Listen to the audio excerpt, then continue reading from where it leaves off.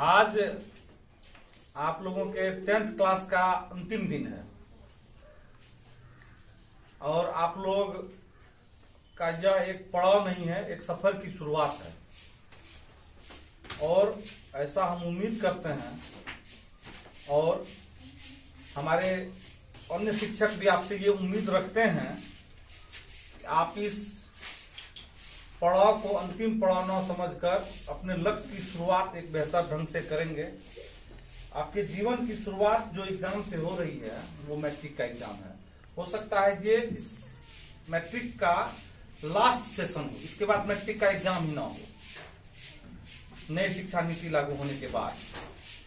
तो आप लोगों को ये ध्यान रखना है कि दो चीज का बहुत महत्व होता है, एक शुरुआत और एक अंत। आप शुरुआत कैसे कर रहे हैं ये मायने रखता है, और अगर जिस तरह से आप शुरुआत कर रहे हैं उसी प्रकार से आप अंत कर सकते हैं या नहीं।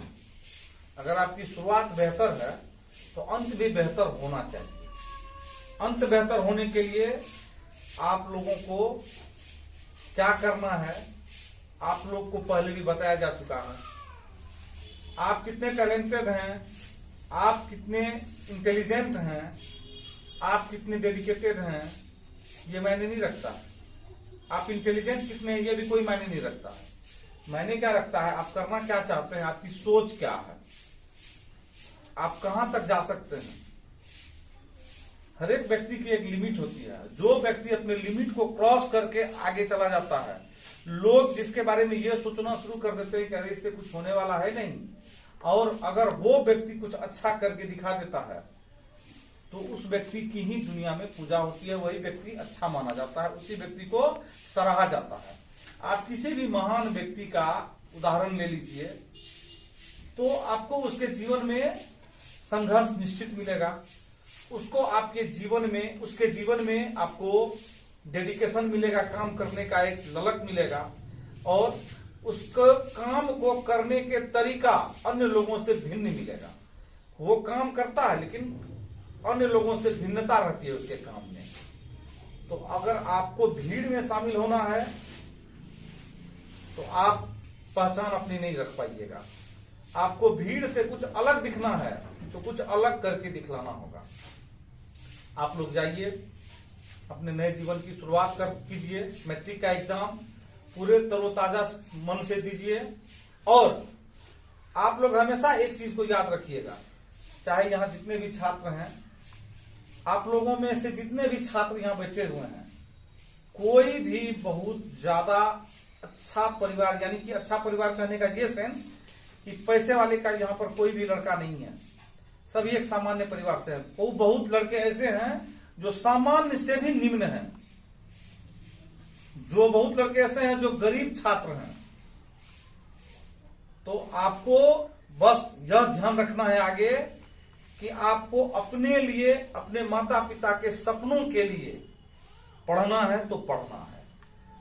आप अगर मैट्रिक में अच्छा अंक प्राप्त करते हैं, राज्य में नाम करते हैं, जिला में नाम करते हैं, तो उससे जो आप लोगों के माता पिता को खुशी मिलेगी, तो वो खुशी सिर्फ और सिर्फ आप दे सकते हैं उनको। कोई भी शिक्षक नहीं दे सकता वो खुशी। एक शिक्षक का कर्तव्य होता है ईमानदारी से अपने काम को कर देना, पढ़ा देना। लेकिन पढ़ना कैसे है, आपको गाइड तो टीचर कर दिया, पढ़ना कैसे है वो आपको देखना है। तो अपने माता पिता को अगर आपको खुशी देना चाहते हैं, अखबार में आपका भी नाम आ सकता है, आप भी टॉपर की लिस्ट में आ सकते हैं, तो आप उस ढंग से मेहनत कीजिए। 7-8 दिन का जो समय बचा है, और आगे पूरे जिंदगी, इसके बाद आपका मैट्रिक के बाद इंटर होगा, 12वीं का एग्जाम दीजिएगा, उसके बाद आपका ग्रेजुएशन होगा।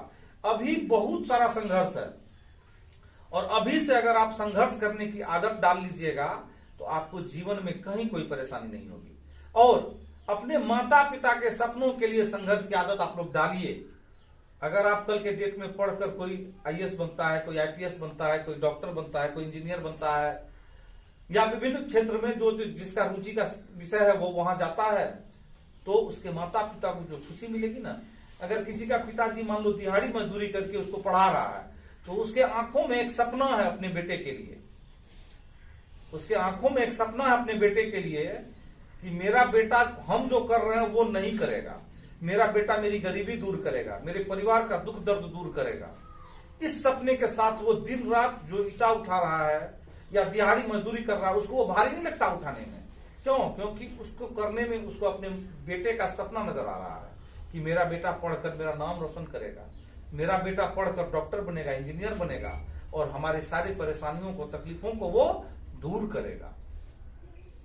अब आप पर निर्भर करता है, आप अपने माँ बाप के दुख दर्द को समझ सकते हैं या नहीं समझ सकते हैं। मनुष्य तो संवेदनशील होता है, मनुष्य के अंदर संवेदना होती है, मनुष्य तो हर एक तरह के बात को, जज्बात को समझ सकता है। आप लोग भी समझ सकते हैं, बस उस चीज को अपने मन में ठान लेना है और ऐसा कुछ करके दिखाना है ताकि समाज का, आपका, आपके माता पिता का, सबों का नाम रोशन हो। और ऐसा कोई भी काम आप आगे चल के न करें कि जिससे आपका, आपके माता पिता का, समाज का, गुरुजनों का वहां पर कोई भी प्रकार का मानहानि हो जाए, उनकी इज्जत पर धावा आ जाए। तो इस तरह का काम आपको नहीं करना है। तो हम आशा करते हैं आप लोग अच्छा करेंगे और अच्छा करने के साथ साथ अपना, अपने माता पिता का, समूह का नाम रोशन करेंगे। धन्यवाद।